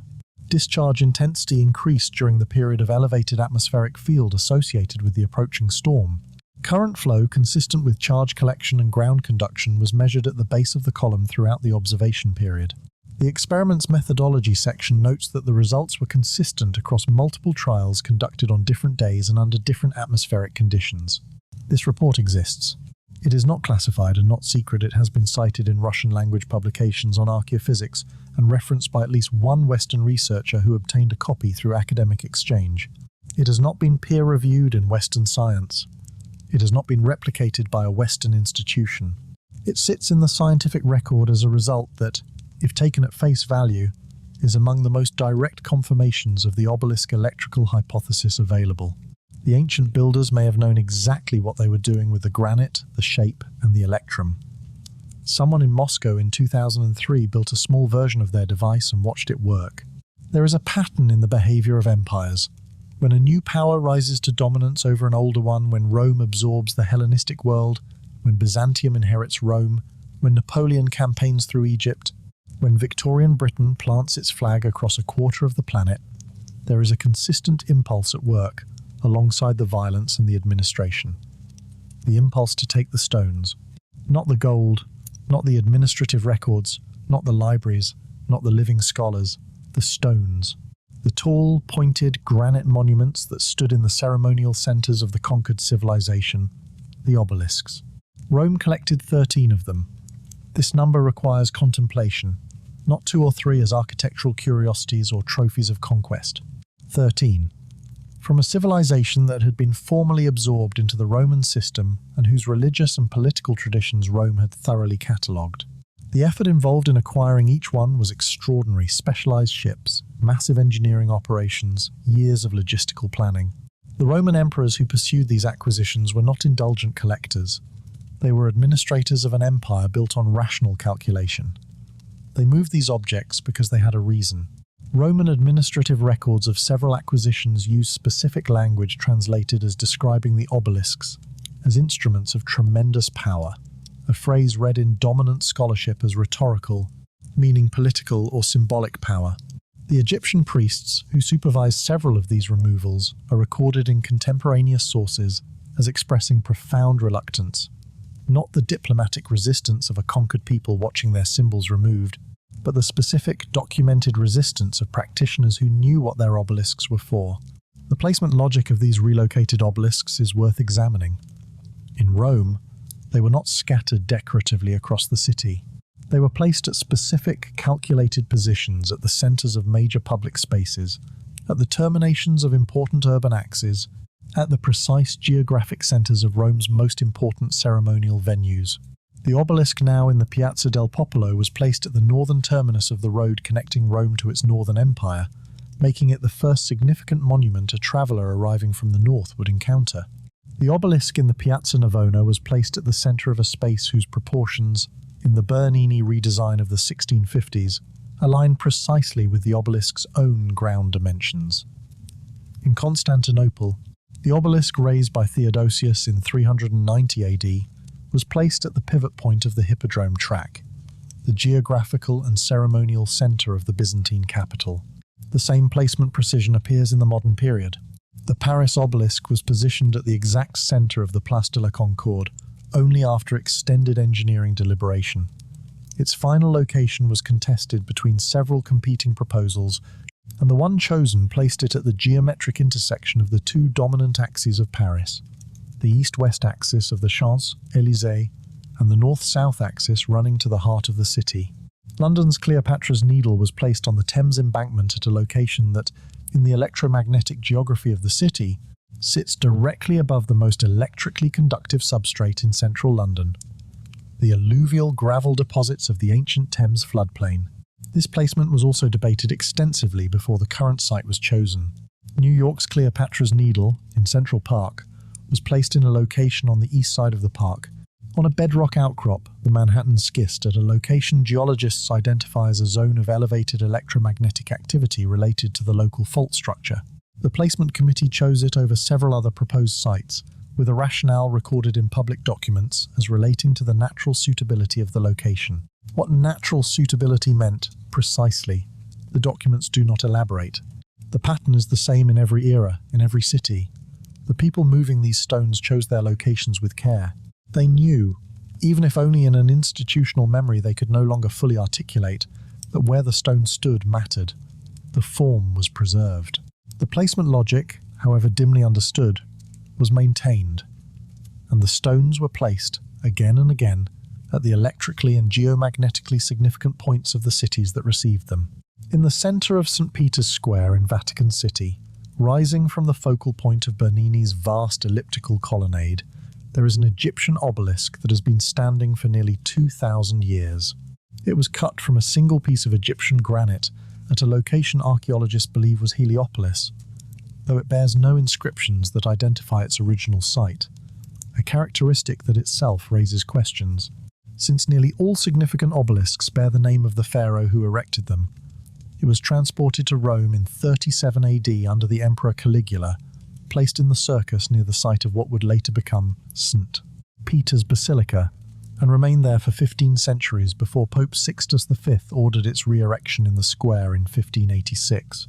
The re-erection of the Vatican obelisk is one of the great engineering stories of the Renaissance. The architect Domenico Fontana devised a system of capstans and rigging that mobilized 900 men, 72 horses, and months of careful preparation to move the stone 400 meters and raise it to vertical. The operation was conducted in near absolute silence. Sixtus V issued a directive that any spectator who spoke during the raising would face severe consequences, and it succeeded without incident. When the stone was upright, the crowd broke into applause and the architect was knighted.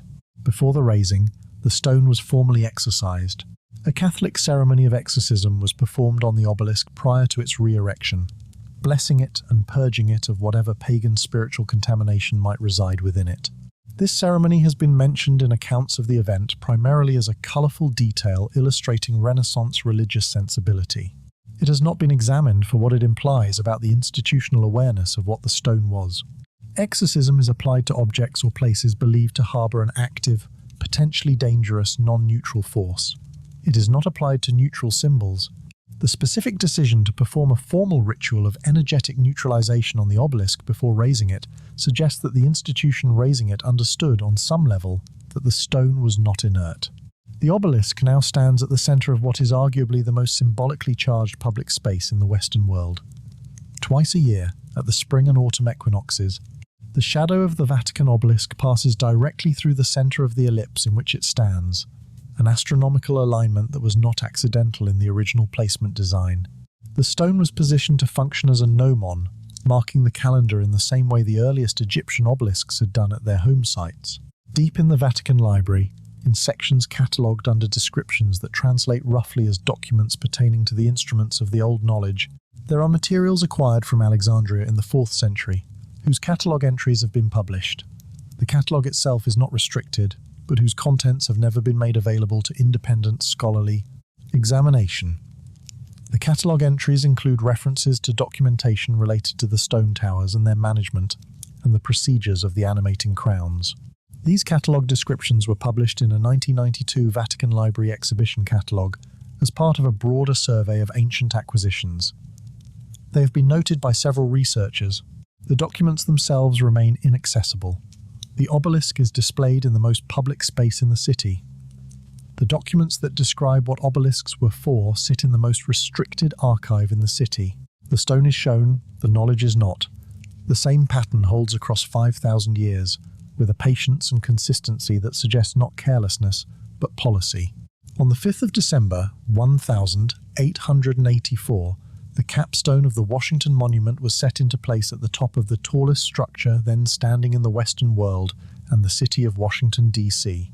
had its obelisk. The capstone was not stone. It was a pyramid of cast aluminum, 6 inches tall, 100 ounces in weight, inscribed on its east face with the words, Laus Deo, praise be to God. Aluminum, in 1884, was worth approximately the same per ounce as silver. The decision to use it for the apex of the American Republic's most significant monument rather than gold, which was cheaper per ounce and more symbolically resonant in almost every tradition, the monument drew from deserves more examination than it has received. Aluminum is a superior electrical conductor to gold for high-frequency applications. This is a measurable, reproducible property of the material, established by electrical engineering tests. It is also the practical reason why modern electrical transmission lines use aluminum. Despite the availability of copper, aluminum's performance at high frequencies makes it appropriate for applications where electrostatic behavior matters. At the apex of a tall, grounded, conducting structure in an atmospheric electric field, high-frequency performance matters.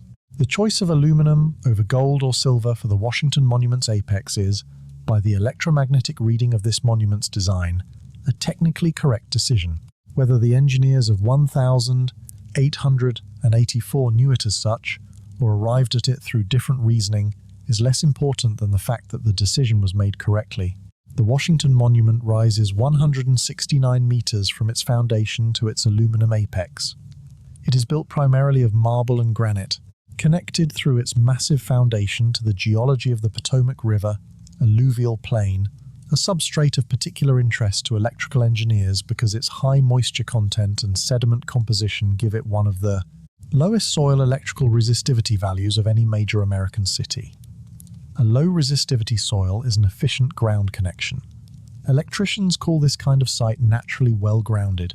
The builders of Washington, D.C. chose it, famously, for reasons recorded as relating to the accessibility of the Potomac River. The electrical character of the substrate is not mentioned in the historical accounts of the site selection process. The monument's location in the federal city plan was defined at the intersection of the north-south and east-west axes of the original city design. This intersection directly south of the White House, directly west of the Capitol, was identified in the earliest planning documents as the central point of the national territory. Masonic literature of the founding period refers to this location using terminology consistent with descriptions of what is now understood as a telluric current focus point, a geographic location, where underground electrical currents converge. The Masonic language for this concept is not electromagnetic, but the geographic reasoning corresponds directly to the placement logic of ancient obelisk sites in the Nile Valley. The monument's aluminum cap is connected by its body to the marble and granite of the structure, which sits on its foundation in the Potomac alluvial plain. At the apex, the aluminum tip projects into the atmospheric charge gradient above the Capitol. It is, by any technical definition, a lightning rod on a very large scale. The official explanation for why it was designed this way is that the monument needed lightning protection. This is true. It is also the most minimal possible description of what a 169-meter aluminum-capped obelisk, grounded into a highly conductive substrate at a geomagnetically significant location, actually is. The ancients built the same structure. They called it a device for communicating with the sky. The Americans built it in the center of their capital and called it a monument. The physics does not change based on what it is called. In the religious traditions of every culture that built a tall, pointed, sacred stone, the deity associated with the structure was a deity of the sky. Not the sky as a peaceful expanse of blue on a clear day, the sky as an active, electric, dangerous presence. The sky of lightning and thunder, of sudden storms appearing from nowhere and changing the world below. The sky that speaks, the sky that strikes. The sky that, in the vocabulary of 100 different religions across 100 different centuries, is the residence of divine power expressed as electromagnetic force. Zeus hurled lightning bolts from the heights of the divine realm and was worshipped at temple sites throughout the Greek world that consistently featured tall pillar monuments as the primary architectural element of the sacred precinct. The pillar of Zeus at Olympia was not the famous chryselephantine statue that came later. The original sacred object at the site was a column of stone, planted in the earth, marking the axis between the divine sky and the human ground. Jupiter carried the same tradition into Rome. Thor, in the Norse world, wielded Mjolnir as a representation not merely of a hammer, but of the phenomenon of electrical discharge, the controlled, directional release of atmospheric energy, and was worshipped at sites along the Norwegian coast that archaeoacoustic researchers have found to correspond to zones of elevated atmospheric electrical activity and geomagnetic anomaly. In the Vedic tradition of ancient India, Indra is the god of thunder, storms, and the sky fire. He is described in the Rig Veda, one of the oldest surviving religious texts in any language, as wielding the Vajra, a weapon that produces lightning and whose name derives from a Sanskrit root, meaning both diamond and lightning bolt. Indra's sacred sites are characterized in the texts as locations of power in the earth, places where the Shakti of the ground is strongest, and these sites in the ancient landscape of India correspond, with a regularity that several Indian archaeologists have noted, but none have fully investigated, to zones of elevated geomagnetic field intensity and high conductivity bedrock. In Egypt, Ra, the solar deity whose earthly body was the obelisk's Benben stone, was also described as the deity of the divine fire that descends from the sky. The Egyptian word for lightning and the Egyptian word for the obelisk's electromagnetic function share a common root in the hieroglyphic record, a correspondence noted in specialized Egyptological literature, but not widely amplified. Ra was not simply the sun. He was the sun as electrical phenomenon, as the force that charged the sky and kept the cosmic order intact. The Ben stone, the proto-obelisk at the center of the Heliopolis complex, was described as the first material in creation to be struck by the divine light, the first conductor, in the electrical reading of this mythology, to make contact with the charged sky. What this global survey suggests is not that all these religions were secretly teaching electrical physics behind a divine metaphor. It suggests something more interesting and more respectful of the human beings involved, that the experience of living in close proximity to these structures in the electromagnetic environment that they may have actively maintained, in the zones of intensified Schumann resonance and telluric current that their placement reflected, produced specific, consistent, cross-cultural religious experiences. The sky feels more present at these sites. The air has a quality. The boundary between the ordinary and the overwhelming feels thinner. These are not metaphors. They are measurable electromagnetic effects. And the human tendency to describe measurable electromagnetic effects in religious language is not primitive ignorance. It is the most sophisticated available vocabulary being applied to a real phenomenon whose physical mechanism has taken us until the 20th century to formally describe. The gods spoke in lightning because the structure at the center of their temples was having a conversation with the sky. The priests heard it as the divine voice. The physicists, arriving 5,000 years later, call it corona discharge. Both descriptions are attempts at the same truth. The Harris Papyrus safety protocols are not the only instance in the Egyptian technical record of what reads, in an engineering context, as operational procedure rather than religious ceremony. There are at least 4 categories of ritualized practice associated with working obelisks that, when translated with attention to their physical descriptions rather than their symbolic interpretations, describe a managed electromagnetic system with the precision of a maintenance manual. The first category is the prohibition on direct contact. Multiple temple administrative records from different periods and different sites specify that certain members of the temple workforce were not permitted to touch the shaft of the obelisk during conditions, described variously as when the fire is in the needle or during the times of the sky's conversation. The prohibition is not spiritual in its language. It uses the same terminology as restrictions on handling hot metal or moving objects in dangerous proximity to fire. The conditions triggering the prohibition correspond to times of elevated atmospheric electrical activity, the period before and during a major storm, the dry season when the atmospheric electric gradient is strongest, and the hour after dawn when the differential thermal stress on the eastern face of the stone is at its daily maximum. The second category involves the copper pipe system. Archaeological excavations at multiple Egyptian temple sites, including Karnak, Luxor, and the Dendera complex, have uncovered networks of copper pipes embedded in the stone flooring of the temple interior, running from the base of the obelisk or its inner sanctum equivalent outward, through the floor to the outer courts of the temple. Temple administrative texts describe these pipes using a phrase that translates as the channels of the force or the paths of the energy of the god. The standard interpretation connects them to ritual purification and water usage. But copper does not serve a water channel function better than the ceramic and stone pipes used for actual plumbing throughout the same complexes. Copper is, however, an excellent electrical conductor. A system of copper pipes running from the base of a charge-generating obelisk through the floors of a temple complex is a charge distribution system, a way of extending the electrical field of the monument throughout the building that surrounds it. The third category concerns the healing dimension. Temple medical papyri, particularly those associated with temple complexes where large obelisks were an integral part of the structure, describe specific therapeutic protocols for neurological conditions described in period language as disorders of the life force or the inner fire that involve positioning the patient in specific locations relative to the obelisk at specific times of day. The location specified is typically in the shadow of the eastern face of the obelisk in the morning hours, precisely the face under maximum thermal stress, and therefore maximum piezoelectric charge generation. What is being described, in the Egyptian medical vocabulary, is a protocol for exposing a patient to the electromagnetic field generated by the stone during its period of peak output. The fourth category is the most direct. In the administrative records of the Karnak temple complex, maintained across many generations of priestly administration, there is a recurring entry for a maintenance role whose title translates as the keeper of the needle's voice.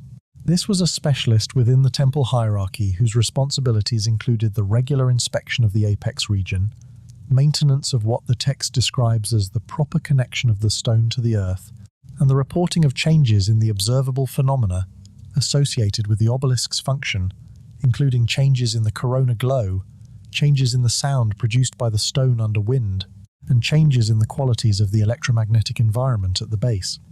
This is a maintenance job description, not a priestly role, not a ceremonial position, a technical specialist assigned to monitor the operational state of a specific piece of equipment for a machine. In the second book of Exodus, the God of Israel gives to Moses a detailed technical specification. The Ark of the Covenant is to be constructed from acacia wood, a material known to Egyptian craftsmen whose dense structure makes it a good electrical insulator. The interior and exterior are to be overlaid entirely with pure gold, an excellent conductor. The lid is to be covered with a continuous sheet of gold, beaten flat. At each end of the lid, a figure of a cherub is to be fashioned from the same gold, with wings spread upward and inward, facing each other across the lid's surface.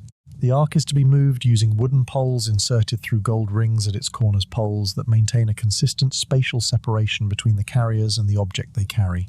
Read as a religious object. This description produces a golden box carried reverently in the wilderness. Read as an electrical specification. It produces something quite specific. Acacia wood as the structural insulator. Gold as the conducting surfaces on all exterior faces. Two gold figures facing each other across a gap above the lid.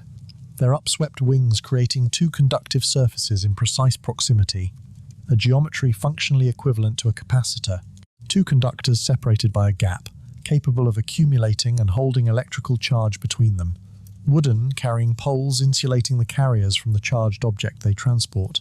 The same insulated handling principle documented in the Harris Papyrus for the obelisk's electrum cap. The ark's recorded behavior in the historical and religious texts that describe it is consistent with this reading. It killed individuals who touched it improperly, the most famous case being that of Uzzah, who reached out to steady the ark when the oxen stumbled and was struck dead immediately, a story discussed in theological literature for centuries. In the electromagnetic interpretation, electrostatic discharge from a highly charged capacitor through an uninsulated human body can be fatal at sufficient charge levels. The phenomenon is physically real. It does not require a miracle. It requires sufficient accumulated charge and an uninsulated point of contact. Uzzah was, in the most literal sense, the ground connection. The ark was constructed by Israelites in Egypt. By craftsmen explicitly trained in Egyptian technical traditions, the text of Exodus specifies that the craftsmen given this task were skilled in the techniques of the Egyptians, from whom they had recently departed. The specific knowledge embedded in the ark's construction, the choice of acacia as an insulating substrate, the all-gold conducting surfaces, the capacitor geometry of the cherubim facing each other across a precise gap, the insulated wooden carrying poles is knowledge consistent with the Egyptian technical tradition of electrum and conducting stone that this film has been tracing from the beginning. The connection is not speculative at the level of design logic. The Israelites learned from Egyptian craftsmen. The Egyptian craftsmen worked within the obelisk building tradition.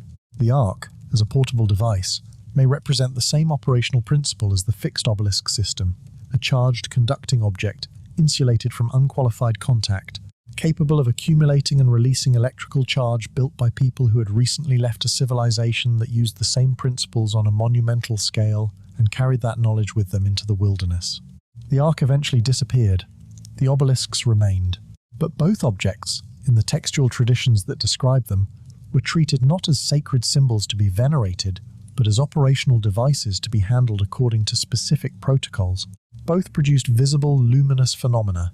Both required trained specialists for their operation. Both were capable of lethal effect on those who approached them incorrectly. And both were associated, by the people who built and used them, with the presence of a divine force that communicated through the sky, resided in the charged air between heaven and earth, and required the correct instrument to be heard. Let us stand still for a moment and survey what has accumulated. Not the stories, not the atmosphere, not the questions, the evidence, the material evidence, the textual evidence, the physical evidence. Because this film has not been trading in impressions. It has been building a case, one discipline at a time, toward a single coherent claim that now requires the calm, clear-eyed assembly that it has earned. The material case is this: Aswan granite, the exclusive material of the pharaonic obelisk tradition across 30 centuries, is quantifiably the most piezoelectrically active stone in the accessible Egyptian geology. Its exclusive sourcing from a single quarry, despite the existence of closer and more workable stone alternatives throughout the entire building period, is a procurement decision that makes no sense for a decorative or symbolic monument and complete sense for a device whose function depends on the specific electrical properties of the material. This is not an interpretation. It is a material science fact applied to an archaeological procurement pattern. The structural case is this: the obelisk's geometry, extreme height to base ratio, perfect axial symmetry, four-face taper to a pointed pyramidion corresponds precisely to the design requirements of a monopole antenna optimized for low-frequency electromagnetic collection. Its proportions cluster, across the most significant examples, around the ratios that modern electromagnetic engineers derive from first principles as optimal for the frequency range of the Schumann resonances. These correspondences are quantifiable. They require explanation. The apex case is this: electrum, the specific alloy used for every original obelisk cap, is technically superior to pure gold. For high-frequency charge collection, a property measurable by modern laboratory methods. Ancient texts describing the cap's behavior, corona glow, cold luminescence, directional energy transfer from sky to ground, are physically consistent with atmospheric corona discharge. Every original cap has disappeared from every surviving obelisk through a pattern of removal that is historically documented as deliberate and procedurally specific, rather than incidental to looting. The sequence of removal apex taken first, stone preserved, is consistent across ancient Egypt, late Roman administration, and the demolition of Tesla's Wardenclyffe Tower. The knowledge case is this: 4 specific engineering principles: antenna proportionality, piezoelectric material selection, high-frequency alloy optimization, and electromagnetic field orientation are embedded in the design of ancient Egyptian obelisks with a precision and consistency that exceeds any reasonable coincidence threshold. None of these principles was formally described in Western science until the 19th or 20th century. Their presence in structures built 3,000 to 4,000 years earlier represents either the longest and most specific coincidence in the history of architecture or the product of a technical knowledge tradition that the standard historical framework has not accounted for. The experimental case is this: measurable electromagnetic anomalies have been recorded at ancient monument sites by independent research programs. Piezoelectric charge generation in Aswan granite samples under stress conditions comparable to obelisk environmental loading has been quantified at levels relevant to practical charge accumulation. The Russian Academy experiment at Giza produced measurable corona discharge at a granite test column with an electrum-type apex within the first hour of atmospheric exposure. Anomalous grounding behavior consistent with sustained long-term charge flow has been measured at multiple obelisk base sites. These results exist in the scientific record. They have not been integrated into the mainstream interpretation of these structures. 8 independent lines of evidence, 8 separate disciplines, all pointing in the same direction. The obelisk was not only a symbol, it was, very possibly, a machine. A machine that harvested energy from the sky. A machine that the ancient world built, maintained, operated, and whose function was systematically removed from the accessible record when the civilizations that built it were superseded by those who could not afford to leave it intact. The evidence exists. The question it raises is whether anyone will finally ask what it means. The simplest explanation for a technology disappearing from the historical record is not suppression. It is fragility. Human knowledge is far more vulnerable than human stone. A great monolith can outlast civilization after civilization, while the procedures for operating it vanish within a single generation. The knowledge that maintains a technical tradition lives not in the stone, but in the people, in the priests who understood the safety protocols, in the craftsmen who knew which quarry to use, in the administrators who maintained the copper pipes and inspected the ground connections. When the civilization that produced those people collapsed, their knowledge may simply have ended with them. The Bronze Age collapse of roughly 1200 BCE disrupted or destroyed a dozen interconnected civilizations simultaneously, ending trade routes and knowledge exchange networks that had sustained technical traditions for centuries. In its aftermath, entire crafts disappeared. Specific construction techniques were forgotten.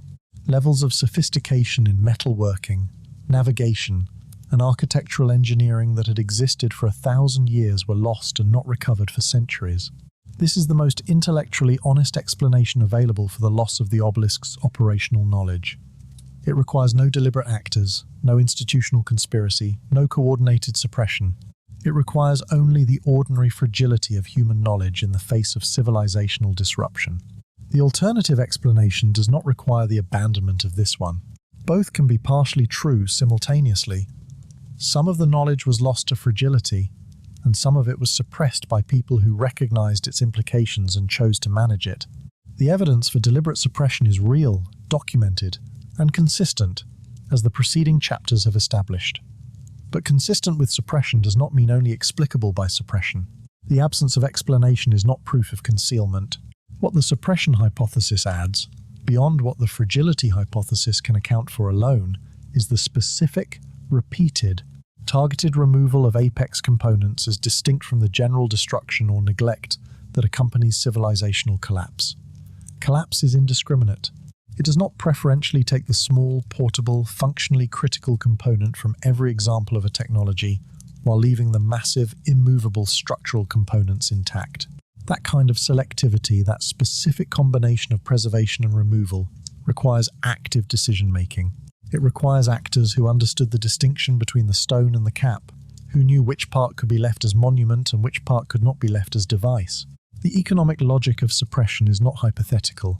It has been described, in modern terms, by the history of Wardenclyffe, a wireless power transmission system that delivers energy for free to anyone with a receiver is an existential threat to any commercial model built on metering energy delivery. This was true in 1903 when J.P. Morgan withdrew funding from Tesla. It is true today when the multi-trillion-dollar global energy industry is built on the sale of fuel, the maintenance of infrastructure, and the billing of consumption.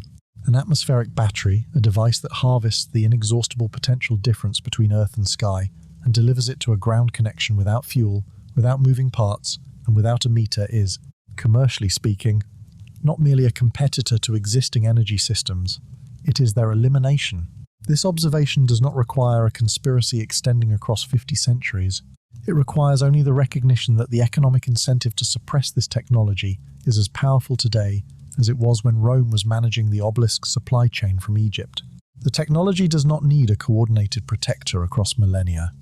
It only needs to remain, at every point in history, when it might be revived, more expensive to develop than to suppress. And the people with the most to lose from its revival have, at every such point, been precisely those with the most resources to prevent it. What we do not know, and may never know with certainty, is whether the ancient builders understood all of this in strategic terms, or whether they simply operated a technology whose implications they had not fully traced, whether the decommissioning of the obelisk network was imposed on them or chosen by their successors, whether the knowledge was taken from the world or walked out of it, held in the memory of priests who carried it into silence rather than let it fall into the hands of people who would use it badly. The stones cannot tell us that, but they are still standing, and the sky above them is still charged. The sky above the Luxor obelisk right now holds exactly the same charge it held 5,000 years ago. The same potential difference presses between the stone's apex and the ionosphere above. The same Aswan granite in its body carries the same quartz crystals that respond to the same morning thermal stress, the same desert wind, the same low-level seismic tremor of the living Earth. The obelisk is missing only one thing. The cap that completed the circuit is gone, has been gone for centuries, and the stone stands in the electric field like an unplugged wire present, conducting to a degree, but not fulfilling the function for which it was designed. What would happen if someone, with proper scientific methodology and proper institutional support, treated this not as a question of history, but as a question of physics? What would happen if a research team set up instruments along the full length of a standing obelisk and measured the charge differential between the base and the apex during a desert thunderstorm? What would they find in the foundation material if they excavated an undisturbed obelisk base with electrical conductivity as the primary analytical question rather than an afterthought? What would the measurements show if a replica electrum cap were placed carefully, safely, with all proper electromagnetic monitoring in place on the surviving apex of a standing monument, and the system were allowed to operate for 12 hours in the Egyptian atmospheric environment? These are not rhetorical questions. They are experimental proposals, each of which is technically feasible with currently available equipment and existing scientific methodology. None of them has been attempted at the scale they deserve. The Russian experiment at Giza in 2003 was small in scale and went unpublished in Western science. The Princeton anomaly measurements were peripheral to the program's primary mandate. The material studies were conducted on detached samples rather than in situ. The full experiment, the controlled electromagnetic study of a standing obelisk under proper scientific conditions, has never been conducted. Not because it is impossible, because no institution has chosen to fund it. The atmospheric electric field is currently the subject of renewed scientific interest for energy generation purposes. Multiple research programs at universities and national laboratories are investigating atmospheric electricity as a potential power source, particularly for remote and off-grid applications. The approaches being explored range from tall antenna structures geometrically similar to obelisks in their basic concept, to distributed collector arrays and ionospheric coupling devices. None of these programs, in their published literature, references ancient monumental architecture as a potential historical precedent. The possibility that someone already solved the engineering problem they are working on in granite 5,000 years ago has not appeared in any grant application or research proposal. The standing stones of the ancient world are not passive objects waiting to be interpreted. They are physical structures built from electrically active materials in shapes consistent with electromagnetic engineering principles, at locations selected for their electromagnetic properties, connected to the ground through engineered foundations, and once capped with conducting alloys whose removal from every surviving example suggests that whoever removed them knew the difference between a symbol and a device. They are the most durable experimental apparatus in the history of human civilization. They have been sitting in the field, unexamined by the instruments that would answer the question, for 5,000 years. The question this documentary has been building toward is not whether the ancient Egyptians knew what electricity was. It is whether they built something that worked, regardless of what they called it. Whether the theory of operation they held in their minds was expressed as divine will or as physics does not change the behavior of quartz under pressure or of a pointed conductor in a charge gradient. The stone does not care what vocabulary surrounds it. It responds to physics whether or not its builders wrote down the equations.